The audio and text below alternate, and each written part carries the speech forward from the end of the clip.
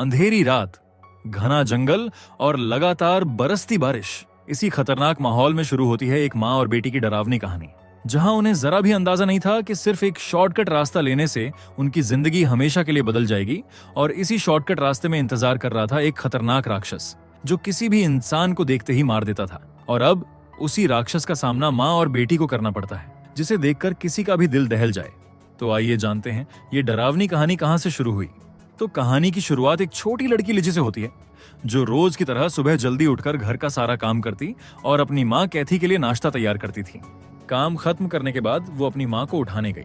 वही उसकी माँ कैथी आलसी और बेपरवाह स्वभाव की थी और अब अपने पति से अलग रह रही थी। लेकिन आज का दिन लिजी के लिए खास था, क्योंकि वो हमेशा के लिए अपने पिता के घर रहने जाने वाली थी। लिजी ने अपनी माँ का इंतजार किया और देखते देखते दोपहर हो गई। आखिर में कैथी उठी, अपनी बेटी के पास आई और देर से उठने के लिए माफी मांगी। फिर कुछ देर बाद दोनों कार से लिजी के पिता के घर के लिए निकल पड़े। रास्ते में माँ बेटी के बीच ज्यादा बातें नहीं हुई। उनका रिश्ता अब सिर्फ एक दिखावा बनकर रह गया था। सफर के बीच उन्होंने थोड़ी देर के लिए गाड़ी रोकी। कैथी ने सिगरेट पी और अपनी माँ की पुरानी घड़ी लिजी को तोहफे में दी।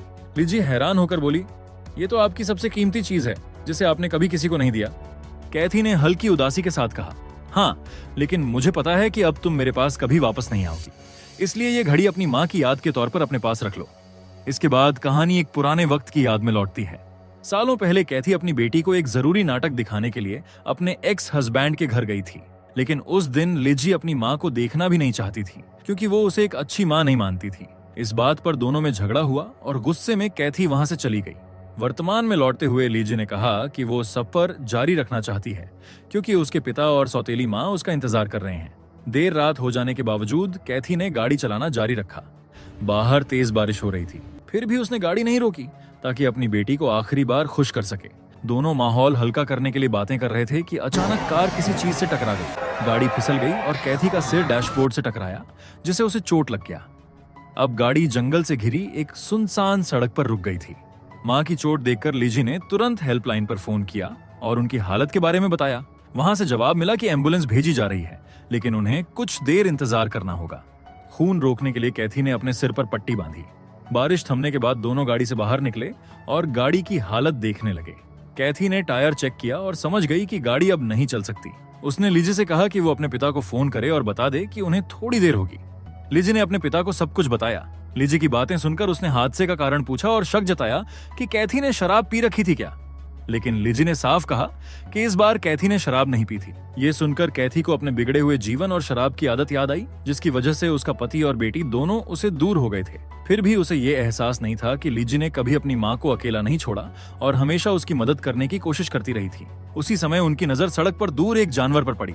उन्हें लगा कि शायद कार उसी से टकराई होगी। पास जाकर उन्होंने देखा कि वो एक भेड़िया था, जो टक्कर के कारण अब मर चुका था। लिजी को भेड़िए की यह हालत देखकर अच्छा नहीं लगा, लेकिन कैथी ने उसे समझाया कि भेड़िए के शरीर पर पहले से ही गहरे घाव थे, जैसे वो जंगल में किसी बड़े जानवर से लड़ चुका हो, इसलिए उसकी मौत में उनकी कोई गलती नहीं थी। तभी जंगल से डरावनी गरज की आवाज गूंज उठी और थोड़ी देर बाद फिर से बारिश शुरू हो गई। इसी बीच एक तो ट्रक उनकी ओर आता दिखा। ड्राइवर के उतरने से पहले लिजी की नजर सड़क पर गई, जहां भेड़िए का शरीर गायब हो चुका था। ये देखकर उसने अपनी माँ को बताया। कैथी ने उसे दिलासा दिया कि शायद भेड़िया मरा नहीं था और खुद को घसीटते हुए जंगल में चला गया होगा। कुछ देर बाद ट्रक का ड्राइवर उनके पास आया। उसने उनका हादसे का हाल सुना और बोला कि आमतौर पर कोई भी इस सुनसान सड़क से नहीं गुजरता। कैथी ने समझाया कि ये उनके घर जाने का शॉर्टकट है, इसलिए वे इस रास्ते से जा रहे थे। ड्राइवर ने बताया कि एम्बुलेंस आने में समय लगेगा और सुझाव दिया कि वो उनकी कार को खींच कर ले जा सकता है। कैथी ने उसकी बात मान ली। फिर ड्राइवर ने उनका कुछ जरूरी सामान अपने ट्रक में रखा और उनकी गाड़ी को जोड़ने की तैयारी करने लगा। उधर कैथी और लिजी अपनी कार में बैठकर टो होने का इंतजार करने लगे। तभी लिजी ने उस बड़े जानवर का दांत निकाला जो उसे भेड़िए की लाश के पास मिला था। उसने माँ से कहा कि यह दांत भेड़िए का नहीं लग रहा। कैथी ने ध्यान से देखकर कहा कि शायद ये किसी और बड़े जानवर का होगा। फिर उसने लिजी से अपना फोन मांगा। लिजी ने बताया कि फोन तो उस बैग में है जिसे ड्राइवर अपने ट्रक में रख चुका है। कैथी ने कहा कि वो जाकर वहां से फोन ले आए। डर के बावजूद लिजी ड्राइवर के पास चली गई। ड्राइवर ने कहा कि ट्रक में जाकर फोन ले लो, लेकिन जब लिजी ट्रक के पास पहुंची तो दरवाजा लॉक मिला। उसने ड्राइवर को बताया तो उसने बोला कि वो पहले गाड़ी का काम पूरा कर ले, फिर गाड़ी अनलॉक करके उसे फोन दे देगा। उसी समय लीजी ने सड़क पर खून के निशान देखे। उसका दिल तेज धड़कने लगा। उसने गौर किया कि मरे हुए जानवर के घसीटे जाने के निशान सीधे जंगल की ओर जा रहे हैं। डरते डरते वो जंगल के किनारे पहुंची, जहां झाड़ियों में भेड़िए का आधा खाया हुआ लाश पड़ा था। घबराकर उसने जोर से अपनी मां को पुकारा, लेकिन कार में बैठी कैथी तक उसकी आवाज नहीं पहुंची। ये देखकर लिजी को एक पुरानी सुबह याद आ गई, जब उसकी मां सो रही थी और उसने धीरे से कहा था कि वो अपनी मां से नफरत करती है क्योंकि उसकी मां वैसी नहीं थी जैसी उसे होना चाहिए थी। तभी अचानक उसके पीछे एक भयानक सा जीव खड़ा दिखाई दिया, लेकिन पल भर में वो गायब हो गया। डरी हुई लिजी भागकर कार में लौटी और हांफते हुए अपनी मां से कहा कि उसने मरे हुए भेड़िए को देखा है। इसी बीच बारिश में ड्राइवर गाड़ी ठीक कर रहा था कि जंगल से डरावनी गुर्राहट सुनाई दी। उसने टॉर्च से चारों ओर रोशनी डाली। कार के अंदर कैथी ने बेटी को समझाया कि वो उस जानवर की बातों को भूल जाए क्योंकि वे जल्द ही यहां से निकल जाएंगे। लेकिन लिजी ने डरते हुए पूछा कि इतना ताकतवर कौन सा जानवर होगा जिसने भेड़िए को मार डाला। कैथी ने उसे दिलासा दिया कि जो भी था वो उन्हें नुकसान नहीं पहुंचाएगा। फिर कैथी ने ड्राइवर को आवाज दी, पर कोई जवाब नहीं मिला। वो देखने के लिए गाड़ी से बाहर निकली, लेकिन बाहर जाकर देखा तो ड्राइवर वहां नहीं था।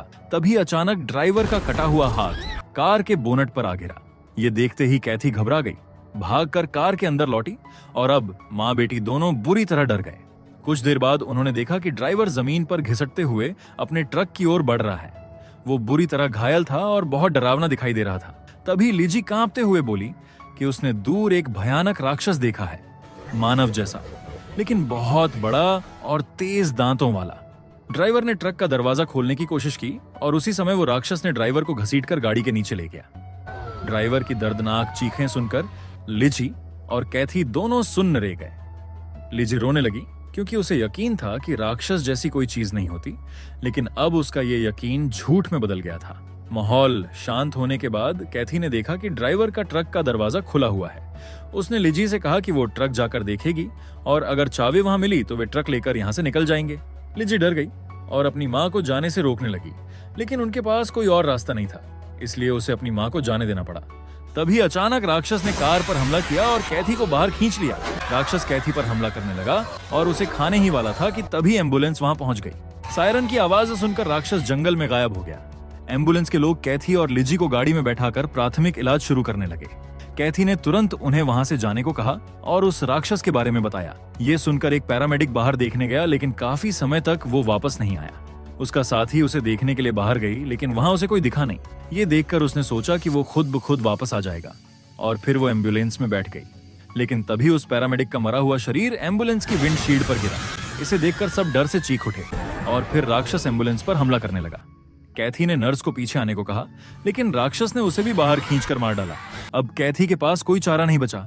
वो एम्बुलेंस की ड्राइविंग सीट पर बैठी और तेजी से गाड़ी को वहां से भगाया। कुछ दूर जाने के बाद उन्हें थोड़ी राहत मिली, लेकिन अचानक जंगल से तेज रफ्तार वाला राक्षस बाहर आया और गाड़ी से टकरा गया। इसे गाड़ी सड़क से उतर गई और जंगल के अंदर जाकर गिर पड़ी। जैसे तैसे लिजी ने खुद को संभाला और अपनी मां के पास गई। उसने देखा कि कैथी बेहोश थी। सौभाग्य से थोड़ी देर में कैथी भी जाग गई। फिर उसने एम्बुलेंस में पड़े रेडियो को उठाया और मदद मांगने लगी, लेकिन एक्सीडेंट के कारण रेडियो भी टूट चुका था। तभी वही डरावना जीव धीरे धीरे उनकी ओर बढ़ने लगा। डर के मारे कैथी ने पास पड़ी टॉर्च उठाई और उसके चेहरे पर रोशनी डाल दी। रोशनी पड़ते ही राक्षस वहां से भाग गया। तब दोनों को समझ आया कि ये राक्षस उजाले से डरता है। अब दोनों को थोड़ी राहत मिली, लेकिन उन्हें पता था कि खतरा अभी खत्म नहीं हुआ।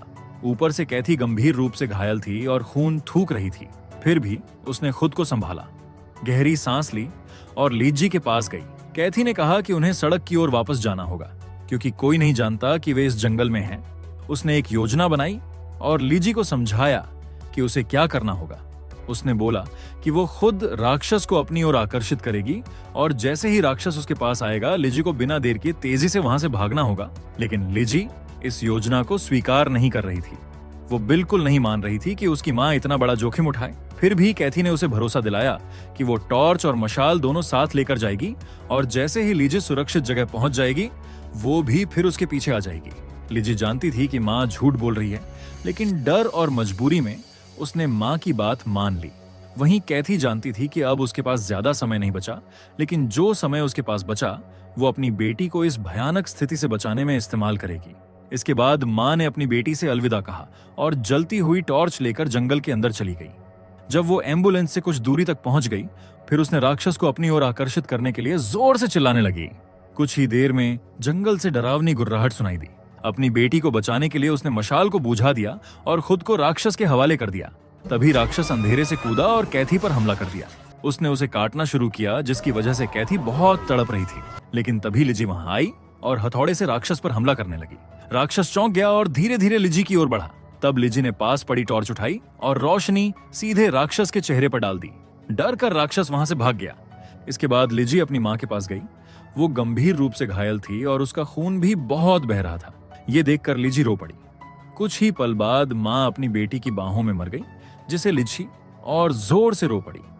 उसकी रोने की आवाज सुनकर राक्षस फिर से गरजते हुए उनकी ओर आ रहा था। ये देखकर लिजी ने अपनी माँ को अलविदा कहा और टॉर्च लेकर गाड़ी में लौट आई। उसने अपनी अकेली स्थिति को समझा और सोचने लगी।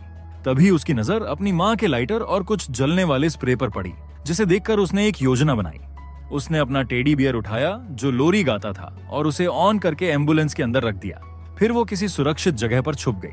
कुछ ही देर में राक्षस जंगल से आया और गाड़ी में घुसा और फिर टेडी बियर पर हमला करने लगा। इस बीच लिजी अपनी छुपने की जगह से बाहर आई। तभी भी राक्षस ने उसे देख लिया और उसके पीछे बढ़ा। लेकिन बहादुर लिजी ने कहा कि वो उसे नहीं डरेगी और अपनी माँ का बदला जरूर लेगी। जैसे ही राक्षस उस पर हमला करने गया, लिजी ने स्प्रे और लाइटर का इस्तेमाल करके उसे जला डाला। राक्षस दर्द में कराहता रहा और जलता हुआ गिर पड़ा। फिर भी लिजी को डर था कि राक्षस फिर उठ सकता है, इसलिए उसने पास पड़ी लकड़ी से उस पर लगातार हमला किया जब तक कि राक्षस पूरी तरह से हिलना बंद न कर दिया। अब सूरज उग रहा था। लिजी जंगल से बाहर निकल रही थी और चलते चलते उसे याद आया कि उसने और उसकी माँ ने बिना डर के अपने भय का सामना किया था। अब उसके लिए सबसे मजबूत याद यही थी कि माँ ने मुश्किलों में भी अपने प्यार और बलिदान से उसे बचाया।